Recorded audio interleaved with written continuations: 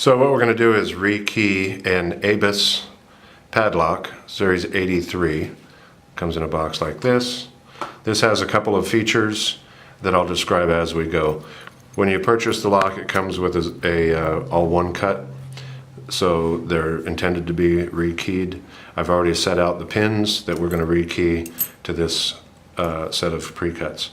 So we just simply, first of all, open the padlock. This doesn't have the key retaining feature with that cut. So now we're just going to remove the Phillips screw that holds the cylinder core in place with a screwdriver down the shackle hole. That comes out. Once that's unscrewed, the cylinder comes out. Now there's another piece inside, and as the screw comes out, you'll notice, if you can see inside there's another piece inside that actuator called a Z-bar. We're going to see if we can knock that out. Pull it out with tweezers and I'll show you what that looks like.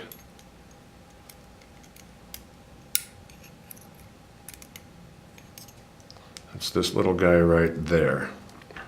And that is the key retaining feature. If we don't want the key, once we pin this up with longer pins than the stock cut, this will keep the key in the lock when it's unlocked. So we'll set that aside right here for now. Now that we have the cylinder out, we will use this tool to remove this clip.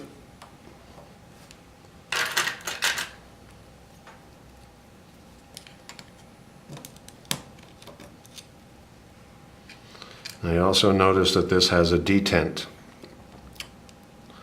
What that does is it only enables the cylinder to turn that far. Okay? So we need to press that in order to remove the cylinder. You also saw this come out when I removed that clip. This is the actuator. There's two different lengths on the back side. The shorter side here rides against this detent pin. So when you replace that, make sure that this indented part is on the same side as the detention pin. So we'll set that aside. Now we'll put the key in, and we'll use the follower, and simultaneously we'll press down the detent and remove the core. The detent pin does not come back out. It's got a keeper in there. So these are all of our one cuts from the factory. So we're just going to dump those out.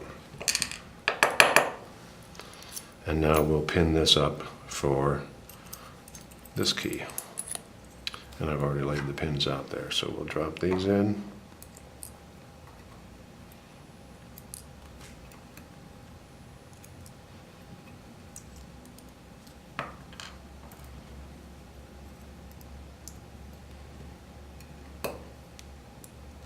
Now you can see the cylinder will accommodate 6 pins. We're only using a 5-pin key, so we won't put anything there. However, after the fact, if you want to add a 6th pin, this comes with this kit, which adds another top spring, another driver spring, and a plate to cover the top spring, so you don't have to remove the whole cylinder if you want to add a 6th pin to key that. So now that we've got this pinned up and lined up well, flush, confirm all the pins are there, we'll put this back in. And again, we have to be mindful that we have a detent there. So there's probably a better tool than a fingernail, but that works. So now that's in place. Now if we were going to add a 6th pin to this after the fact, this hole right here is where you would put your top, you'd drop your key pin in there, then your driver pin, and you can see that's a spool security pin, and the spring, and then this little plate slides in right there to keep your spring down, so you can add a 6th one without having to remove the cylinder. Also, by the way, there are spool and serrated driver pins in this lock from the factory, so there's already an added layer of security in these against picking. So now that we confirmed that this works, our detent is there, our cylinder's not going to come out, we can pull the key out, and then we're going to add our actuator, making sure that the cutout part is on top of the detent. Then we'll add our clip back in, and this little notch here goes into the bottom of the keyway, and it holds our actuator in place. So it has to be centered when you put that back on. Then here's our Z-pin. Now you'll notice on one side it's solid, on the other side there's a black dot. When you want the key retaining feature activated, this needs to be in place, but it also needs to be in place with that black dot showing.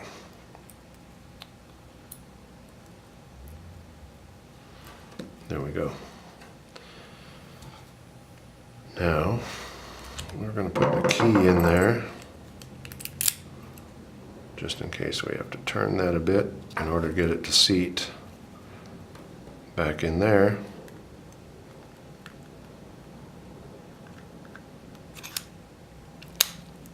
Okay, hear that click? That's all the way seated. You can see the cylinder face is flush with the lock body. And then we'll drop our screw down in there.